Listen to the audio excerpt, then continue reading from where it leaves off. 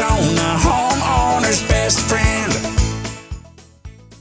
When was the autofill? Because growing up, I don't know what year the pool was built in the home I grew up in, but our autofill was me or my brother or my sister dragging the hose out, turning it on, and then having to remember to turn it off. We woke up more than once with a flooded yard.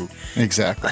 So I'll give you a quick pointer that customers of ours run into quite a bit is they know that they're leaking, let's say the pool, and they'll say, but I'll just manually fill it and micromanage it so that I don't waste it, right? Rather than letting it automatically fill. Well, if you manually fill your pool and you happen to forget about it for a couple of hours and it fills to the top of the waterline tile, you're leaking there too.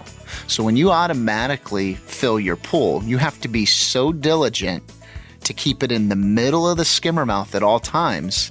Otherwise, if you go too high and happen to get sidetracked, you might as well have just left the autofill on to leak as well. So they can leak when they're filled too high. They can leak when they're automatically left on and ignored for a leak.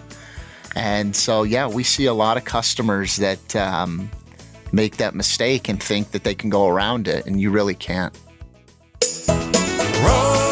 Rosie on the house, every Arizona homeowner's best friend.